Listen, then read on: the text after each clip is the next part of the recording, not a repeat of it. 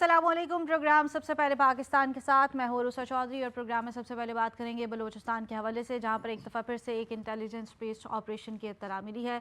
हम पिछले दिनों भी इस हवाले से बात कर चुके हैं कि बलूचिस्तान के हालात जो है वहाँ पर जो भी चीज़ें सामने आई हैं उसके बाद फ़ौज की जानिब से मुख्तलिफ इंटेलिजेंस बेस्ड ऑपरेशन करने का सिलसिला जारी है। एक और ऑपरेशन सामने आया है। यह ऑपरेशन जो है, ये कार्रवाई जो है ऑपरेशन रद्दुल फितना 3 के तहत की गई है और बलूचिस्तान में हालिया दिनों के दौरान मुतादिद इंटेलिजेंस बेस्ड ऑपरेशन किए गए हैं। इससे कबल 18 अगस्त, 17 अगस्त और 16 अगस्त को भी मुख्तलिफ कार्रवाइयाँ की गई हैं। और अब तक की कार्रवाई के हवाले से बताएं तो जो दहशतगर्द इसमें मारे गए हैं उनकी तादाद 5 के करीब बताई जाती है और सिक्योरिटी ज़राए के मुताबिक हलाक जो दहशतगर्द हैं उनके खिलाफ जो कार्रवाइयाँ हैं वो इस हवाले से की गई हैं कि वो लूटमार, भत्ताखोरी, अगवा, बाराए तावान, टारगेट किलिंग, दहशतगर्द हमलों और ख़ुदकश हमलों की मनसूबाबंदी में मुलव्वस थे।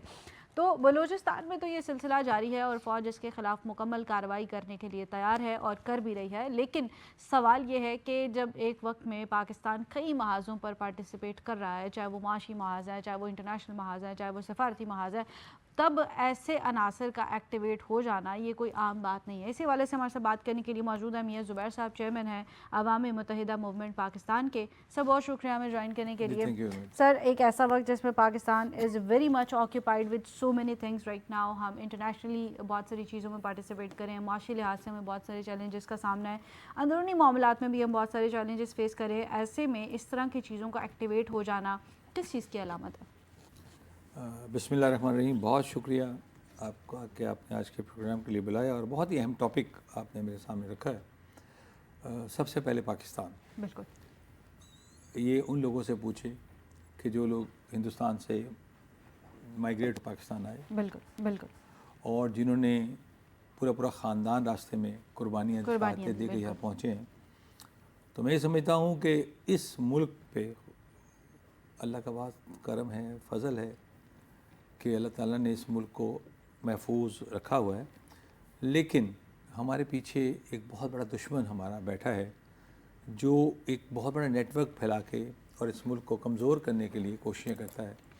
जब भी पाकिस्तान थोड़ा आगे जाता है, तरक्की की मंजिलों पे जाता है, डिफ़ॉल्ट हो गए थे, बच गए, अल्लाह ने बचा लिया, तो वो कोई ना कोई ऐसा रास्ते ढूंढता है।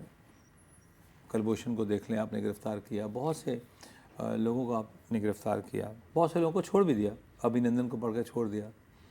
तो मैं समझता हूँ कि ये जो दहशत गर्दाना कार्रवाइयाँ हैं, इनसे किसी किस्म की रियायत की ज़रूरत नहीं है, क्योंकि हमारे बहुत से जो है अफ़वाज पाकिस्तान के ऐसे जवान शहीद हुए हैं इस पाकिस्तान ज़मीन को बचाने के लिए, जो हमारी नींदें हमारी उन्होंने मजबूत की हुई हैं। अपने घरों में सो रहे हैं लेकिन वो जाग रहे हैं और पाकिस्तान को मुकम्मल महफूज करके रखे। मैं समझता हूँ कि ये बुज़दिलाना इक़दाम है, ये रिएक्शन है उस चीज़ का जो हमने पूरी दुनिया के सामने हिंदू बनिए के 7 तैयारे गिरा दिए और एक जदीद तरीन टेक्नोलॉजी की मदद से हमने वो वाली जंग लड़ी है। अल्हम्दुलिल्लाह सुम्मा अल्हम्दुलिल्लाह, फर्स्ट स्टेप अहेड वाली बात मैं करूँगा कि जिसने पूरी दुनिया को हैरान कर दिया। और मैं बिल्कुल इसमें पाक फ़ौज का किरदार जो है वो बड़ा सुनहरी हरूफ से लिखा जाएगा हमारे आर्मी चीफ़ का, कि जिन्होंने इंतहाई दानिशमंदाना तरीके से हिंदू को नाकोचने चुपाए। अब वो कोशिश में है कि किसी तरह से पाकिस्तान को नुकसान पहुंचाया जाए, लेकिन पाक फ़ौज बेदार है और मुसल्लह फ़ौज तैयार हैं, वो कुछ भी कर लें, लेकिन इंशाअल्लाह ताला उनका बहुत इबरतनाक अंजाम होगा। अच्छा, अब्दुल्ला गुल साहब ने भी हमें ज्वाइन किया। सर बहुत शुक्रिया, सीधे तजकार है। अब्दुल्ला साहब, हम ये देख रहे हैं कि पिछले काफ़ी अरसे से जो हमारे सरहदी इलाके हैं वो जिस पे सतह पर मौजूद है, हम कहीं ना कहीं वहाँ पे देख रहे हैं कि कुछ ना कुछ एक्टिवेशन जो है चल रही है और किस तरह के हालात का हमें सामना है। ये कौन से अनासर है जो बार बार इन चीज़ों के ऊपर जो है एक्टिवेट कर रहे हैं चीज़ों को और हमें बार बार इन मुश्किलात का सामना करना पड़ा है? बहुत बहुत शुक्रिया अरूसा साहिबा, आपने मदऊ किया जी। मैं तजिया कार के साथ साथ चेयरमैन तहरीक जवानान पाकिस्तान हूँ। जिस तरह से हमारे मियाँ ज़ुबैर साहब पार्टी के सरबराह हैं, मैं भी एक पार्टी का सरबराह हूँ, तो मैं काइंडली दरख्वास्त करूँगा कि मेरा चेयरमैन तहरीक जवानान लिखा जाए। बिल्कुल, हाउएवर, जो आपका सवाल है जी वो बड़ा अहमियत का हामिल है। इसमें कोई शक व शुबा नहीं है कि बलूचिस्तान में एक ग्रेट गेम शुरू हो चुकी है। और ग्रेट गेम जब हम कहते हैं तो इसका मतलब ये है कि इसमें एक से ज़्यादा मुल्क मुलविस हैं। आप खुद देख लीजिए कि भारत जहां मौजूद है वहीं अफगानिस्तान की सरजमीन भी शामिल है, और इसी तरीके से वहां कुछ अरब ममालिक का भी इंटरेस्ट जाग पड़ा है, और साथ ही साथ इसराइल की भी बड़ा वजाहत से वहां उनकी प्रेजेंस नज़र आ रही है। मुख्तलिफ थिंक टैंक्स इसके ऊपर बात कर चुके हैं। सवाल ये नहीं है कि बलूचिस्तान में ये ग्रेट गेम क्या पहली दफ़ा शुरू हुई है, तो पहले भी ये होती रही है। पीटर हॉपकर की किताब अगर हम पढ़ें ग्रेट गेम, तो उसके अंदर बड़ा वजाहत से इस चीज़ को बताया गया है। और फिर इसी तरीके से स्लैग हैरिसन की किताब मौजूद है, वगैरह वगैरह। मकसद ये है कि आखिर इस लेवल पे आए क्यों। बलूचिस्तान की महरूमियाँ हैं, बलूचिस्तान की महरूमियाँ हैं, तो बाबा शुरू दिन से बलूचिस्तान के चीफ मिनिस्टर जितने भी आए हैं वो तो बलोच आए हैं, तो फिर भी अगर वो बलोच कौम की महरूमियों को न अजाला कर पाए तो कौन कसूरवार है। दूसरी जानिब ये कहना कि जी भारत इन्वॉल्व है, तो क्यों ना हो भारत इन्वॉल्व। पहली बात यह है कि भारत एक दुश्मन मुल्क है, उसका काम है कि वो दुश्मनी करे पाकिस्तान के साथ। जब पाकिस्तान को मौका मिलता है तो पाकिस्तान उनको जो है मौसर जवाब देता है, जब उनको मिलता है तो ये तो क्लैंडस्टाइन ऑपरेशंस और क्लैंडस्टाइन एक्टिविटीज़ चलती रहती हैं। इजराइल करता है, पाकिस्तान का जूं जूं कद काठ बढ़ रहा है, जूं जूं गवादर और इस खित्ते की अहमियत के अंदर इजाफा हो रहा है, सी पैक का इंटरेस्ट इसमें डेवलप हो रहा है, एक नया ऑल्टरनेट रूट तैयार हो रहा है। तो आप देखें ना, हुर्मुज़ की वजह से पूरी दुनिया में जंग छेड़ दी गई। तो अब पाकिस्तान क्योंकि एक न्यूक्लियर मुल्क है, इसीलिए यहाँ जंग नहीं छेड़ी जा सकती बराह रास्त, इसलिए ये एक खुफिया जंग है जिससे हम नबर्द आजमाएं।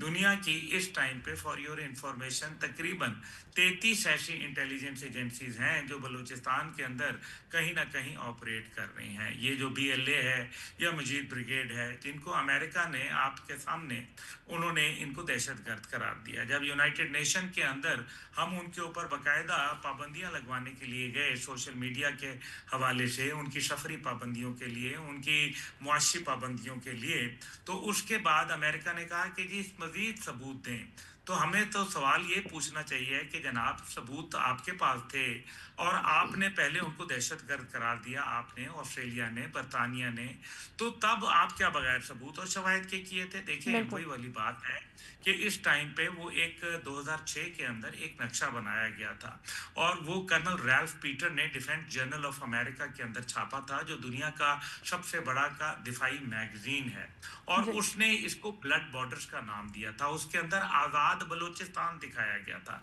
जिसमें सीस्तान का इलाका और कुछ अफगानिस्तान के अहमक कबाइल जो थे उनको शामिल किया गया था। वो नक्शा तो अभी तक उसके ऊपर अमल पैरा है।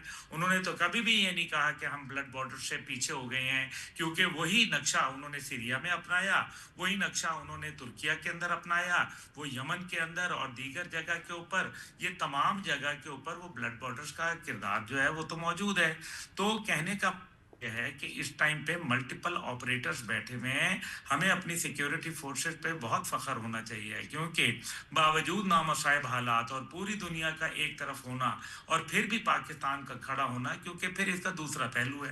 दूसरा पहलू यह है कि आप देखिए ना, चाइना की तरक्की हो रही है और चाइना एक कॉरिडोर के जरिए इस मामले को चढ़ा रहा है, और जब ये चाइना ये लेके चल रहा है तो इसमें पाकिस्तान की मुआशी इस्तेहकाम भी शामिल है। ये नहीं है कि कोई सिर्फ ये वन साइडेड ट्रैफिक है, नहीं, पाकिस्तान को बहुत फायदा है। लेकिन जो दो रूट्स हैं सी पैक के, एक खैबर पख्तूनख्वा और एक बलूचिस्तान, दोनों के अंदर जो है वो आपने देखा कि किस तरीके से मामलात को ख़राब करने की कोशिश की जा रही है। और तीसरा रूट आपका जो चाइना से चलता है वो कश्मीर और गिलगित बल्तिस्तान का है, जहाँ हालात ख़राब करने की नाकाम कोशिश की जा रही है।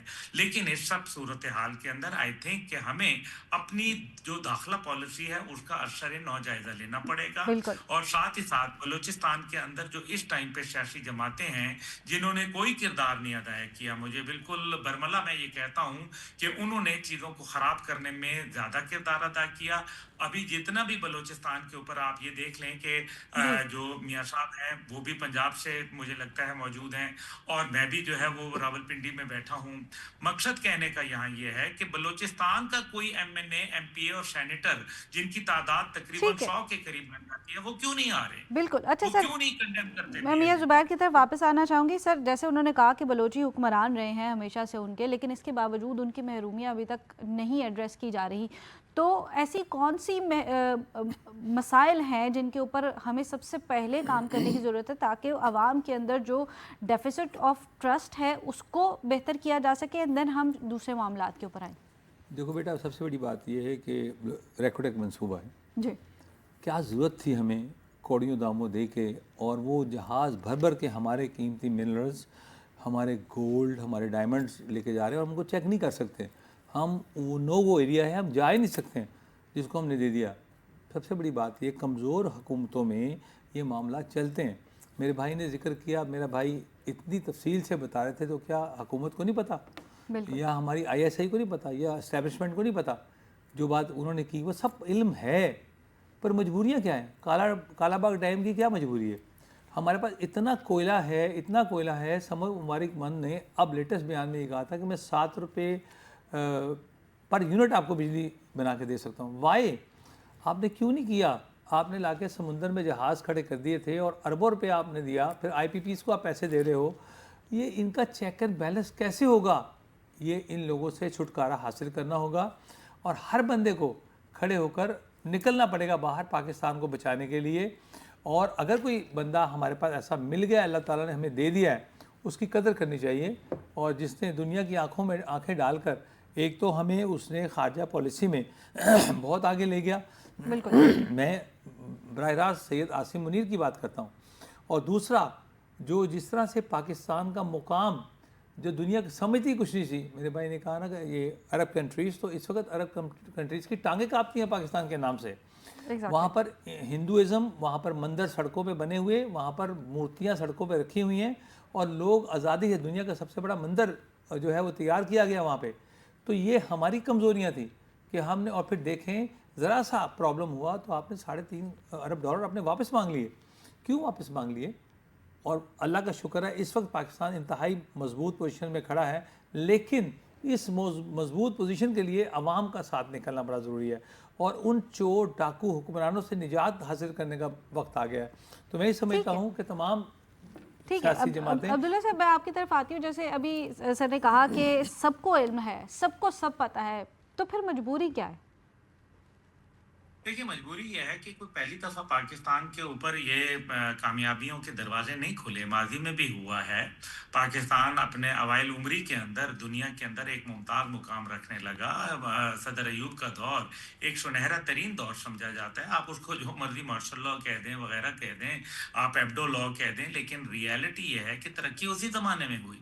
اس کے بعد ہم دیکھتے ہیں کہ کس طریقے سے اسلامی سربراہی کانفرنس کا بھی انعقاد کیا گیا. وہ بھی ایک اچھا دور تھا جس کے اندر کئی بہتر کام ہوئے. نیوکلیئر کی داغ بیل ڈالی گئی. پھر ضیاء الحق صاحب کا دور آیا، اس کے اندر بھی ہم نے دیکھا کہ بہت آپ کو کیا $3.5 کے اوپر آپ کا تقریباً ڈالر رہا ایک عرصہ. پھر $7 کے اوپر جا کے ڈالر رک گیا اور $5 لیٹر کے اوپر ڈیزل، اور میرے خیال میں $3 پہ پیٹرول ملا کرتا تھا، یا سوری $3 ڈیزل اور $5 پیٹرول ملتا تھا. تو آخر کیا ہو گیا؟ قرضوں کا بھی معاملہ تھا. پھر ہم نے بعد میں بھی موقع دیکھے کہ جس طریقے سے ہمارے اوپر معاملات بہتر ہونا شروع ہو گئے، لیکن کبھی پریشلر ترمیم اور کبھی سمنگٹن ترمیم جو ہے وہ لگنا شروع ہو گئی. کیا شیٹو سینٹو بغداد پیکٹ وغیرہ پہلے نہیں ہوا؟ کیا پاکستان خلا میں نہیں گیا؟ کیا پاکستان کی اکانومی دنیا کی بہترین اکانومیز میں نہیں تھی؟ کیا 6.1% گروتھ ریٹ 91 تک موجود نہیں تھا؟ کیا ہم ایشین اکنامک ٹائیگر نہیں تھے 1974 تک؟ وغیرہ وغیرہ. لیکن اس سب کے باوجود اگر ہم اس کے اوپر اب نگاہ ڈالیں تو ہمیں پھر ایک موقع مل رہا ہے اللہ کی مہربانی سے. لیکن اگر اسی موجودہ فرسودہ نظام کے ساتھ آپ چلیں گے تو پھر پرابلمز تو آئیں گی. پھر تو آپ یہ وہی والی بات ہے کہ آپ سب سے زیادہ جو دنیا کے تھکے ہوئے کیمرے ہیں ان سے اگر آپ یہ اپنا پروگرام ریکارڈ کرائیں گے تو اس کے اندر تو پھر ہماری شکلیں بھی نظر نہیں آئیں گی. تو جب آپ اچھے لوگوں کے ساتھ چلیں گے، اور جس کے پاکستان میں میرے خیال میں ایک بہتات ہے، پاکستان اچھے لوگوں کی وجہ سے چل رہا ہے، چند برے لوگ ہم پر مسلط ہیں. ابھی $224 ارب रुपए की करप्शन और बेज़ाब्तियां जो है वो बाकायदा ऑडिटर जनरल ने बताया। लेकिन क्या ही अच्छा होता कि वो जिन महकमों का बताया था उनके लोगों को भी पकड़ लिया जाता, उनको सजा दी जाती, कहा जाता कि जनाब इन लोगों ने करप्शन की है, इनको हम जो है वो पकड़ रहे हैं, लेकिन वो तो नहीं किया गया। तो जो अभी पाकिस्तान के पास एक अपॉर्चुनिटी भी है, एक क्राइसिस भी है। हमारे ऊपर डिपेंड करता है कि हमने कैसे इस क्राइसिस से अपॉर्चुनिटी को क्रिएट करना है अपने लिए। अभी दुनिया के अंदर तब्दील हो रही है, सारा एक ग्लोबल वर्ल्ड ऑर्डर तब्दील हो रहा है। आपके पड़ोस के अंदर अमेरिका हार के जा रहा है और हार चुका है बुनियादी तौर पे। लेकिन अगर आप इसको अपने मस्बत अंदाज में नहीं लेके चलेंगे और आप यही समझेंगे कि नहीं नहीं हम तो बड़ा बैलेंस करके लेके चल रहे हैं अमेरिका को भी और चीन को भी, तो मेरा ख्याल है कि बैलेंस हिजब शैतान और हिजबुल्लाह में नहीं हुआ करता। आपको you have to take a position, you know, only dead are neutral, लेकिन जो जिंदा लोग होते हैं वो पोजीशन लिया करते हैं। आपको बताना पड़ेगा कि आप किस उसके अंदर लुक ईस्ट पॉलिसी पे आप इन्हिसार कर रहे हैं या लुक वेस्ट पॉलिसी पे। इस अमेरिका की हम तारीफ करते नहीं थकते, जिसके एम्बेसडर ने कल जो बयान दिया इंतहाई वाहियात किस्म का भारत के अंदर बैठ के, जिसमें मकबूजा कश्मीर को उसने भारत का हिस्सा करार दिया। और अब जो G7 वहां समिट होने जा रहा है वो भी मकबूजा कश्मीर के अंदर उनके इरादा है कराने का माजी की तरह से। इसका मतलब यह है कि दुनिया तो भारत के साथ तो पींगे बढ़ा रही है। एक तरफ अमेरिका उनके साथ दिफाई मुआहदा करता है 10 साल का, उसके बाद यूरोपियन यूनियन जो है वो उनके साथ deal of the century trade की करती है।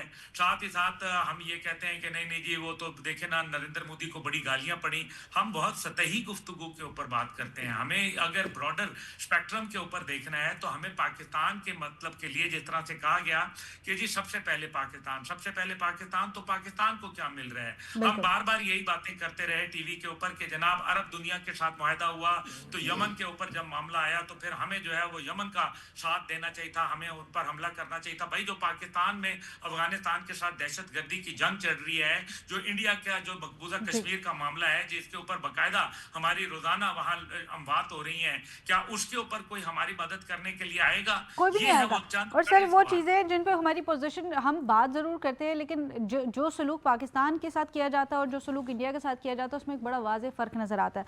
जुबैर साहब आपकी तरफ आऊँगी। अभी हम जो जिक्र कर रहे थे और जैसे आपने भी जिक्र किया कि IPPs के मुआहदों से हमारी जान नहीं छूट रही, आवाम के ऊपर बोझ जो है वो बढ़ता जा रहा है। और अगर हम IPPs मुआहदों का ही जिक्र कर लें तो एक एग्जाम्पल है, पिछले दिनों में मेरे शो में कोट की थी किसी ने, 200 यूनिट अगर किसी का एक महीने क्रॉस हो जाता है तो उसको फिर अगले 6 महीने तक 17 से 21 हज़ार बिल आता है। एक आम गरीब आदमी जो दिहाड़ी का 500 से 1000 रुपया कमाता है और उसके बाद वो अपना घर चलाता है, उसको किस चीज़ की सज़ा दे रही है? हुकूमत की बात कर लें या हमारी मैनेजमेंट की बात कर लें, हम इतने बुरे तरीके से फेल हो गए हैं कि हम उन मुआहिदों से अपनी जान नहीं छुड़ा पा रहे, लेकिन हम गरीब को सज़ा देने को तैयार हैं। सबसे पहले बात तो ये है, मेरे भाई ने बात की है इंडिया के हवाले से, मैं उसे कंप्लीट कर लूँ कि इंडिया इसलिए दुनिया उस तरफ जाती है कि ट्रेड को लेकर इंडिया की जो आबादी है, ट्रेड का जो ऑप्शन अगर आए बिजनेसमैन तो यकीनी तौर पे वहाँ जाएगा जहाँ 1 अरब बंदा माल परचेज़ करने वाला, खाने वाला, और जहाँ कुछ करोड़ बंदे, तो ज़मीन आसमान का फ़र्क है दोनों मुल्कों की मईशत में। उनका आप देख लें कि उनका दुनिया भर से लोग ख्वाहिश करते हैं कि इंडिया में काम किया जाए। नंबर 2, हम जब पाकिस्तान बैठे हैं अल्हम्दुलिल्लाह सुम्मा अल्हम्दुलिल्लाह, हम ला इलाहा इल्लल्लाह मुहम्मद रसूलुल्लाह की बुनियाद पे बनाए गए और बने। और फिर सबसे बड़ी बदनसीबी ये है कि आप आज तक ना तो मोहतरमा बेनज़ीर भुट्टो ना ज़ियाउल हक, आपकी हुकूमतें आईं और चली गईं, आप इन हुक्मरानों के कातिल नहीं पकड़ सके। मैं ये समझता हूँ कि ये इससे बड़ी और क्या बदनसीबी होगी कि सरबराह मुमलिकत। हम उसी पे बात कर लेते हैं जो महंगाई के हवाले से मैंने आपसे सवाल किया था ना, प्लीज़ उसका जवाब। मैं जी उस तरफ ही आ रहा हूँ प्लीज़। मेरा ख्याल है मुश्किल होता है खुल के बात करना, किसी भी चैनल के लिए प्रॉब्लम क्रिएट होती हैं, आपके बंद हो जाते हैं वो एड्स वगैरह।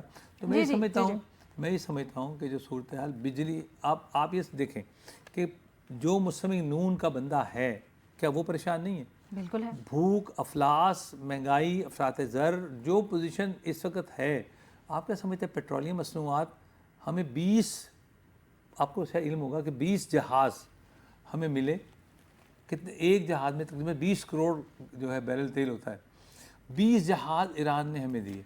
ہم نے کیا کیا 10 جہاز رکھے اور 10 جہاز امریکہ کو دے دیے. اب اس وقت ٹرمپ نے یہ کہا کہ مجھے پاکستان سے ایسا تحفہ ملا ہے کہ جو میں بتا ہی نہیں سکتا ہوں, بہت زبردست تحفہ ملا ہے. اور وہی تحفہ اگر آپ اپنے غریب عوام کے لیے رکھ لیتے تو کیا یہاں پر کام نہ ہوتا؟ آپ سبسڈی دیتے ہیں پوری دنیا بھر. ہمارا یہ خیال ہے پہلی سبسڈی آپ کو غریب عوام کے لیے گھی, آٹا, چینی, دالیں, چاول ان کو 50% پہ لے کے آئیں. بڑی بڑی سبسڈیاں, خدا کا واسطہ ہے 8 آپ نے ریکارڈ جلا دیے ہیں. یہ جو ریکارڈز ہیں 8 جل چکے ہیں. نندی پور کا جل گیا, موٹر وے کا جل گیا, جو ریکارڈ آتے ہیں جل جاتے ہیں. ابھی لاسٹ آپ نے دیکھا ہوگا پچھلے سال آپ یہ ہمارے یہاں ریکارڈ بہت بڑا جلایا گیا یا جل گیا اور وائرنگ شارٹ ہو گئی اور یہ ہو گیا وہ ہو گیا. تو یہ سب کچھ کرنے کے بعد بھی عوام کے لیے, ہمارے بہت معصوم اور بھولے عوام ہیں پاکستان کے کہ وہ کمیٹڈ لوگ ہیں, کوئی خدارہ ان کے لیے کوئی اچھا کام یہ کریں کہ ان کو روٹی کھانے کو میسر ہو. ایک وقت کا کھانا کھا رہا ہے غریب آدمی, ایک وقت کا, تو حکمرانوں کو فرق نہیں پڑتا ہے. شاہی خرچے ہیں, 11 ارب کے جہاز لیے جا رہے ہیں. یہ 11 ارب سے کتنے لوگوں کے خاندانوں کو چولہے جلنے تھے؟ بالکل ٹھیک ہے سر, ابھی چلتے ہیں بریک پہ کیونکہ ابھی بریک کا وقت آ گیا اور ہم ڈسکشن کریں بلوچستان کے حالات ہیں اور اس وقت پاکستان کے حالات ہیں, معاشی لحاظ سے, چاہے وہ صوبوں کی بحث ہے, ان تمام چیزوں کے اوپر ڈسکشن کریں گے, لیکن ایک بریک کے بعد.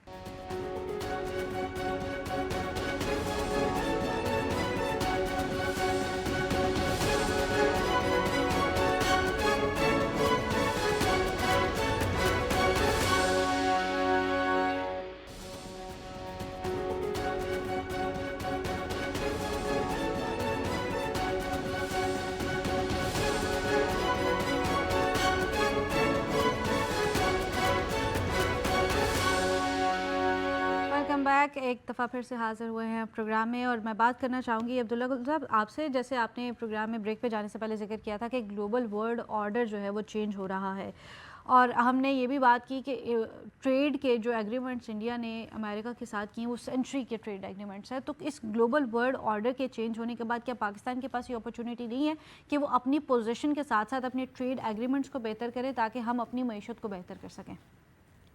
جی بالکل, اس میں کوئی شک و شبہ نہیں ہے. پاکستان کو اصل میں اپنے آپ کو اسرٹ کروانا پڑے گا, اپنے آپ کو محسوس کروانا پڑے گا. بات کسی بڑے ملک کی نہیں ہوتی کہ ان کی, ٹھیک ہے وہ بھی آبادی کا مسئلہ ہوتا ہے, سارا کچھ ہے, لیکن دنیا ایک معاشی جانور کے طور پر اب دیکھی جا رہی ہے. آپ دیکھ لیں غزہ کے اندر جو کچھ ہوا ہے, جو کشمیر میں, مقبوضہ کشمیر میں ہو رہا ہے. ایک طرف وہی دنیا افغانستان کے اندر کہتی ہے کہ 24 دہشت گرد تنظیمیں موجود ہیں.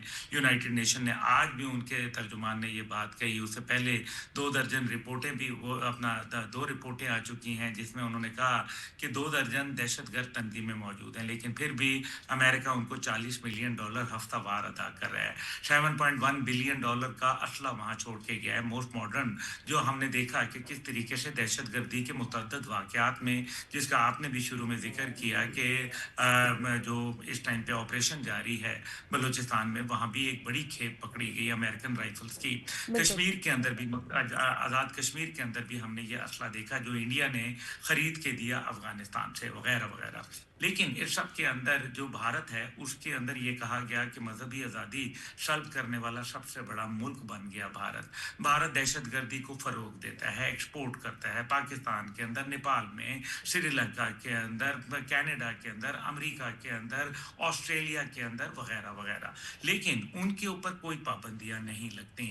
اس کا مطلب یہ ہے کہ یہ جو گرے لسٹ, بلیک لسٹ کے جو فضول ایک ڈرامے ہیں, یہ صرف اور صرف لوگوں کو دبانے کے لیے لگائے ہوئے ہیں. یہی میں آپ سے کہہ رہا ہوں کہ اب یہ گلوبل ورلڈ آرڈر چینج ہو جائے گا, اور جب یہ چینج ہوگا تو اس گلوبل ورلڈ آرڈر کو چینج کرنے میں پاکستان کا بنیادی کردار ہے, جس نے بھارت کی ہیجمنی اور بھارت کا وہ خواب جس میں وہ net security provider for the South East Asia بنا بیٹھا ہوا تھا, self proclaimed 4th super power تھا, وہ ہم نے خواب توڑ دیا. اب پاکستان کی کامیابی کا راز شروع ہوتا ہے.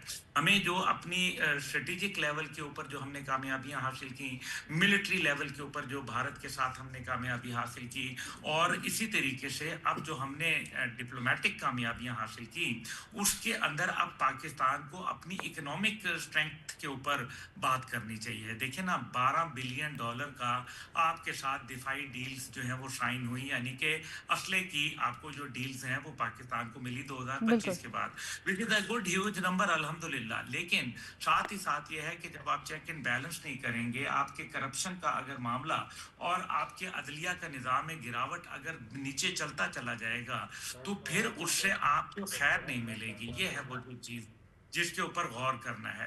फिर आपको पाकिस्तान की मुआशी अगर आप सूरत हाल को देखें तो मुझे तो बड़ी सिर्फ होप नज़र आती है, क्योंकि देखें एक तरफ कुवैत और सऊदी अरब जो है वो अपने ऑयल रिजर्व्स को पाकिस्तान में स्ट्रेटेजिक रिजर्व्स के तौर पर चाहते हैं, गवादर और इस साइड पे यही वजह है कि बलूचिस्तान में दहशत गर्दी को फ़रोग दिया जा रहा है। अब वो स्ट्रेटेजिक रिजर्व्स और एनर्जी सिटी जो बनाने जा रहा है पाकिस्तान, उससे ये होगा कि पाकिस्तान की इकोनॉमी बेहतर होगी। ज़ाहिर है सी पैक अगर मुकम्मल चलेगा अपने आबोताब से तो पाकिस्तान को बेहतरी होगी। लेकिन कुछ फॉल्ट हमारी भी हैं, वो अरूसा साहिबा हमें इग्नोर नहीं करनी चाहिए। और वो सबसे बड़ी फॉल्ट ये है कि जो 9 इकोनॉमिक जोन हमने सी पैक के लिए रखे थे, उसमें से अनफॉर्चुनेटली हम एक भी नहीं दे सके, मां सवाए फैसलाबाद में, जहां हमने सिर्फ मेरे ख्याल में शायद उसके ऊपर कोई 25% काम किया। अब ये वो तमाम बातें हैं जिनको अगर हम सामने रखें तो हम सारा वक्त इंटरनेशनल जो प्लेयर्स हैं उनको ब्लेम नहीं दे सकते, बल्कि अपनी जो हमें बैड गवर्नेंस है उसको बेटर करना है, अपने निज़ाम अदालत को बेहतर करना है, नेशनल एक्शन प्लान के ऊपर हमें अमल करना है, जो कि 13 साल से नहीं किया गया। और उसकी वजह से पाकिस्तान को न सिर्फ बिलियंस ऑफ डॉलर का बल्कि साथ ही साथ जानी नुकसान भी हुआ। Who is responsible for that? इसका मतलब यह है कि कोई तो रिस्पॉन्सिबल होगा।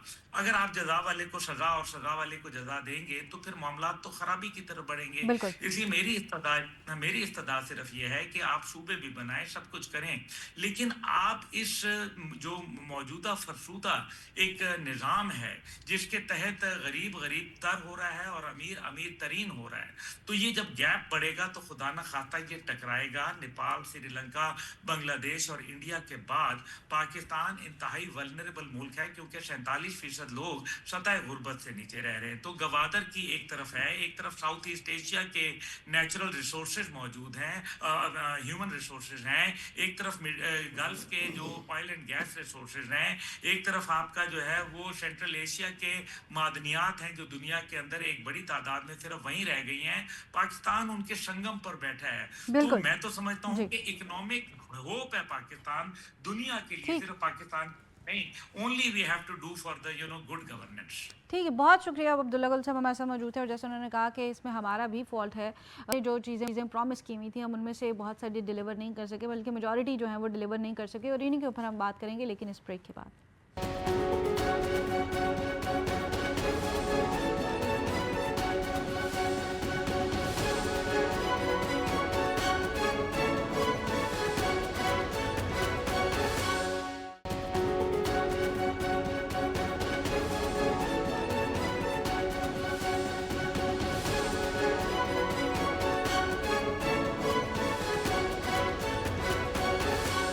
प्रोग्राम के सिलसिले को आगे बढ़ाते हैं और कुछ बात कर लेते हैं अब प्रोविंसेस के हवाले से, चूँकि ये बहस अब हर ज़ुबान ज़द आम हो चुकी है और हर कोई इसके ऊपर बात कर रहा है। इस हवाले से हमारे साथ मौजूद हैं ब्रिगेडियर शफीक गाजी साहब। एक दफ़ा फिर से बहुत शुक्रिया सर, आप जब बुलाते हैं आप हमारे पास आ जाते हैं, ख़ास तौर पर टॉपिक के लिए।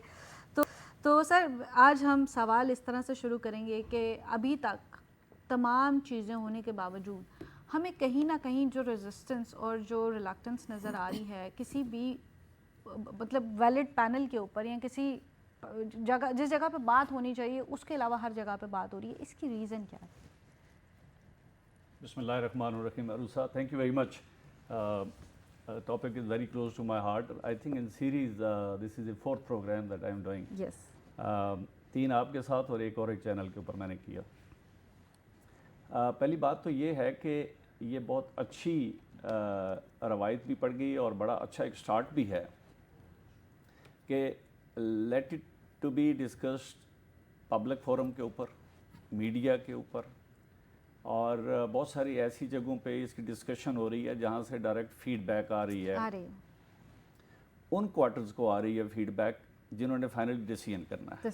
तो दिस इज़ वेरी इंपॉर्टेंट कि अब वो खामोश क्यों है और उनको पहले बोलना चाहिए कि नहीं बोलना चाहिए। उन क्वार्टर्स ने अपना एक काम कर दिया कि they have planned something and they have initiated.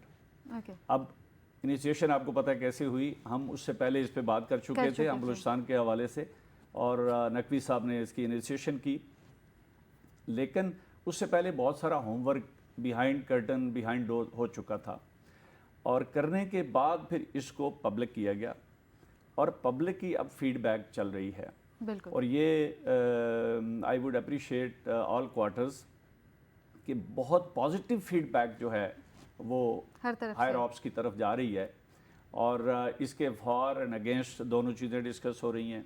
میں کیونکہ فالو اپ کرتا رہتا ہوں تو میں today I was going through, تو ایک میپ میری نظر سے گزرا جس میں لاسٹ ٹائم آپ کو یاد ہے کہ میں نے آئی سجیسٹڈ کہ ایٹ لیسٹ آئی ریکمینڈ کہ 12 to 13 پروونسز بننے چاہیے جو کہ بڑے اچھے مینیجیبل ہیں ایڈمنسٹریٹولی بھی، اور اس کے بعد جو ہے اس کی تھوڑی سی شکل بھی ایک اچھی ہوگی جغرافیکلی۔ تو آج جو میپ میں نے دیکھا وہ تقریباً اس کے 18 along with Gilgit Baltistan and then AJK almost that makes 20۔ اب یہ جو 18 پروونسز ہیں اس کی فائنل ڈویژن جو ہے، میں if I give a run down of the provinces، تو آپ نارتھ میں AJK بلتستان GB کو چھوڑ کے آپ KPK پہ جائیں تو KPK کے 4 پروونسز ڈسکس کیے گئے، جس میں north east central and the southern province کے طور پہ بات کی گئی۔ ٹھیک ہے، اسمالر پروونسز، اور آپ کو یاد ہے ہم نے لاسٹ ٹائم جب بات کی تو ہم نے یہ کہا تھا کہ KPK اور جو بلوچستان ہے اس کا ہم نے جغرافیکلی جانا ہے ڈویژن کے اوپر، ہم نے اس کی پاپولیشن پہ نہیں جانا۔ ایگزیکٹلی۔ اور پھر جب ہم نے بات کی پنجاب کی اور سندھ کی تو وی ڈیسائیڈڈ کہ اس کے اوپر جو پاپولیشن ہے اس کے اوپر جانا چاہیے، جغرافیکلی نہیں جانا۔ آف کورس جغرافی ول ری انفورس، لیکن پاپولیشن کے پوائنٹ آف ویو سے، بیکاز بعض بڑے شہر ہیں بعض چھوٹے ہیں، اس کے لحاظ سے۔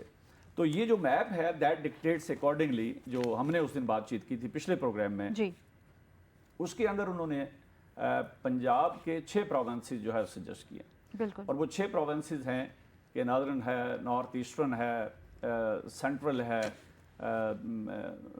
سینٹرل ایسٹرن ہے، اس کے بعد سینٹرل ساؤتھ ہے، اور پھر ساؤتھ ہے۔ بہت اچھا، اور اس کا جغرافیکلی بھی بڑی اچھا رنگ ڈھنگ بنا کے کسی نے بنایا ہوا ہے، اور that 6 provinces I would say کہ instead of 6 we can reduce it to 4 maximum. Punjab کے پروونسز جو ہیں وہ north east central and the southern, I think that would make some important force, اور ایک امپورٹنٹ پروونس بھی بنے گا۔ 6 شاید زیادہ چھوٹے بھی ہو جائے، اور شاید جو ایک آپ جو چیز نکالنا چاہتے ہیں اس میں سے وہ شاید اتنا نہ ہو۔ اور پھر اس کے علاوہ جو ہے ایک چیز اور جو میں آپ سے بات کروں گا کہ بلوچستان کے جو ہے 4 صوبے ہیں، بلکہ 5 ہیں۔ نارتھ ہے، اس کے بعد نارتھ ویسٹرن ہے، سینٹرل ہے، سدرن ہے، اور ویسٹرن ہے، وہ جغرافیکلی وہ کیے ہیں۔ تو ان کے ایک تو یہ ہے کہ ہر صوبے کے آپ نے جیسے نارتھ ایسٹ ویسٹ ساؤتھ کیا ہے، this is one. Second I would recommend and suggest کہ فائنلی جب ہوگا ڈیفینیٹلی جو ڈیسائیڈنگ اتھارٹی ہوں گی، اور ڈیسائیڈنگ اتھارٹی بھی لیٹ می ٹیل یو یہ it is based on the feedback from the public, from the media. اسی حوالے سے میں ایک دفعہ زبیر صاحب سے بھی بات کرنا چاہوں گی۔ زبیر صاحب، آپ نے بھی پروگرام کے آغاز میں بات کی تھی کہ ہمیں نا 2 پارٹی مونوپولی کو ختم کرنا ہوگا تاکہ ہم مینجمنٹ کو بہتر کر سکیں اور عوام کے اندر جو یہ ایک تاثر پیدا ہو گیا ہے اس کو بہتر کر سکے۔ اس کے لیے آپ کا کیا خیال ہے کہ اگر ہم انتظامی یونٹس کو انٹروڈیوس کرواتے ہیں تو would that be a better option, would that be a good decision? جو پاس شیئرنگ ہے نا وہ بہت زبردست چیز ہے۔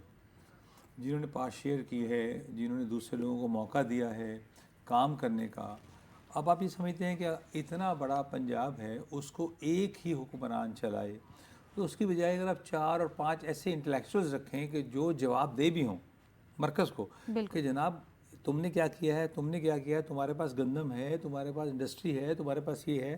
آسان لفظوں میں میں بتا رہا ہوں کہ ہم اس کے حق میں ہیں کہ صوبے یقینی طور پہ بڑھنے چاہیے۔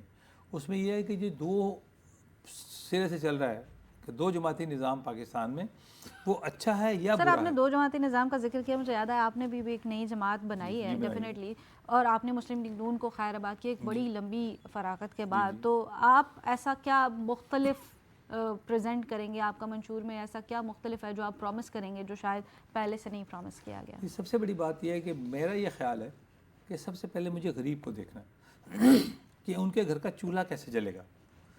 غریب کو کوئی غرض نہیں ہے کہ آپ کیا کریں، اس کے بچے کو کھانا ملنا چاہیے.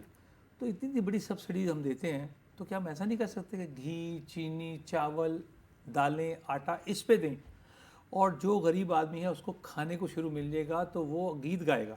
پاکستانی قوم بڑی غیور قوم ہے، پاکستانی غریب بڑا بڑا بڑا خوددار غریب ہے، لیکن آپ لوگوں نے ان کا خون نچوڑ لیا ہے.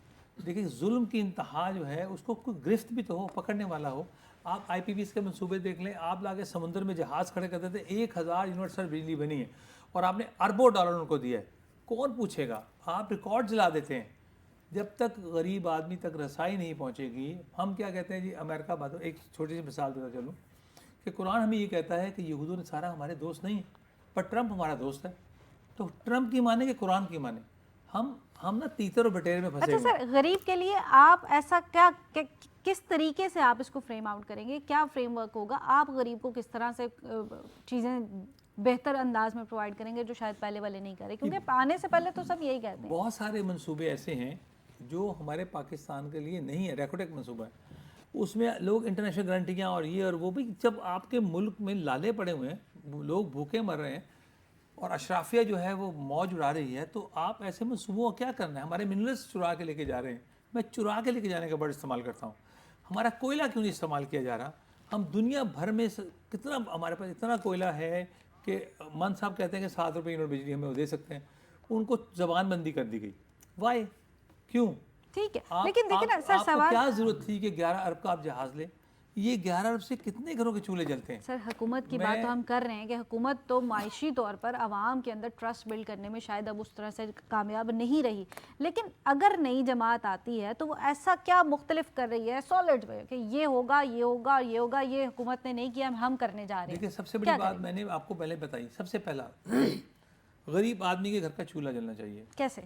میں نے آپ کو بتایا ہے کہ غریب آدمی کا چولہا کیسے. سبسڈیز دے کے. دیکھیں حکومت کے پاس جو وسائل ہیں، ہمارے بڑے بڑے انٹلیکچوئلس بیٹھے ہوئے ہیں، ہمارے پاس اتنے اتنے دانشور بیٹھے ہوئے ہیں، بہت لوگ بیٹھے ہوئے ہیں، لیکن آپ بٹھا کس کر رہے ہو؟ ایک آئی ایم سو سوری، میں فردوس عاشق عوان کو بٹھا دیتا ہوں. یار میں کیا کر رہا ہوں؟ میں کسی بریگیڈیئر کو بٹھاتا ہوں، وہ انٹلیکچوئل ہے، اس کو فوج کی ذمہ داریاں، اس سے میں اپنے مسائل پوچھ سکتا ہوں. میرے پاس اتنے لوگ ہیں پاکستان میں برین دنیا بھر میں کام کر رہے ہیں. آپ پاکستان بلاتے ہو، ایک ایسے بندے کو بلاتے ہو کہ جس سے اتنا بڑا ہاسپٹل چلاتے ہو، جب آپ اپنی ٹانگ پھنساتے ہو، وہ بندہ اپنی کروڑوں اربوں کی نوکری چھوڑ کے پاکستان کی خدمت کرنے کی غرض سے آتا ہے. میری بات آپ سمجھ رہے ہیں؟ آپ اس وقت بات پھینک دیتے اٹھا کے. وائی؟ ایک بات آخری، ایک بات، جب تک آپ پار شیئرنگ کا والا منصوبہ نہیں کریں گے، طاقت کو تقسیم نہیں کریں گے، اور ایک دیکھیں یہ کیوں نہیں ہو سکتا؟ میں یہ کہتا ہوں کہ میں ایک سپریم کونسل سربراہ چاہتا ہوں. اگر میں حکمران آتا ہوں، اگر میں پارٹی جیتتی ہے، تو اس میں آرمی چیف ہوں، اس میں پرائم منسٹر پاکستان ہو، اس میں لیڈر آف اپوزیشن ہو، اس میں میڈیا ہیڈز ہوں، ایک پوری ایک سپریم کونسل بنے. جب آپ سپریم کونسل بنتی ہے، تمام چیزیں ڈسکس کریں آپس میں. بالکل سر، ہم بریگیڈیئر صاحب سے بھی اس کے اوپر کمنٹس لیں گے. سر پاور شیئرنگ کی انہوں نے بات کی، وچ از ویری امپورٹنٹ، کیونکہ ہم دیکھتے ہیں کہ پاور کے لیے ہی ہر بندہ جو ہے وہ کام کرے. تو پاور شیئرنگ کس طرح سے ہوگی اگر ہم نئے صوبے بناتے ہیں، اور اس کو کس طرح سے ڈیوائڈ کرنا چاہیے؟ یہ بڑی اچھی بات کی انصاری صاحب نے، اور آپ نے بھی اس کو ہائی لائٹ کیا کہ پاور شیئرنگ کا تو یہ بنیادی فارمولہ ہے جو ہم نے لاسٹ ٹائم بھی ڈسکس کیا تھا کہ اس وقت آپ کے پاس سینٹرل گورنمنٹ اور 4 پروونسز ہیں. جی. 4 پروونسز کے اندر 2 پروونسز ایسے ہیں جس کے اندر پچھلے 15 سے 20 سال ایک پارٹی دوسری پارٹی جو ہے وہ پاور کے اندر ہیں. بالکل. اور 2 پروونسز ایسے ہیں جس کے اندر 15 سال سے ایک پارٹی پاور میں ہے.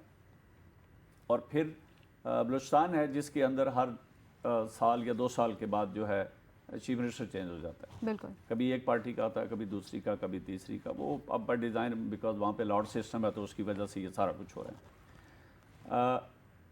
اب آپ کو ایک تو خاکہ پتہ چل گیا جی کہ جی، آپ پرولونگ ٹائم جو ہے ایک پارٹی کی گورنمنٹ ہے اور اس میں یہی ہو رہا چلتی ہے، آ اور رہی اس ہے، میں صحیح جیسے ہے۔ انصاری صاحب نے ہائی لائٹ کیا کہ جی اس میں کرپشن کے بھی چانسز بہت ہوتے ہیں، دو چیک اینڈ بیلنس ہے، لیکن پھر بھی اب اس کے اندر مور پروونسز جب آپ کریٹ کرتے ہیں تو ایک بات جو انہوں نے اور ہائی لائٹ کی کہ غریب کا چولہا کیسے جلے گا؟ جب آپ مور پروونسز کریٹ کریں گے تو زیادہ جاب نکلیں گی، ٹرو، زیادہ اپرچونیٹیز لوگوں کو ملیں گی، زیادہ ڈیولپمنٹ کے کام ہوں گے، کسی ایک پروونس کے اندر کسی ایک جگہ پہ چیزیں نہیں خرچ ہوں گی تو اس سے جو اپرچونیٹیز ہیں ارننگ کی وہ زیادہ کریٹ ہو سکتی ہیں، اور اس سے زیادہ بہتر لوگوں کو روزگار گھر کے نزدیک مل سکتا ہے۔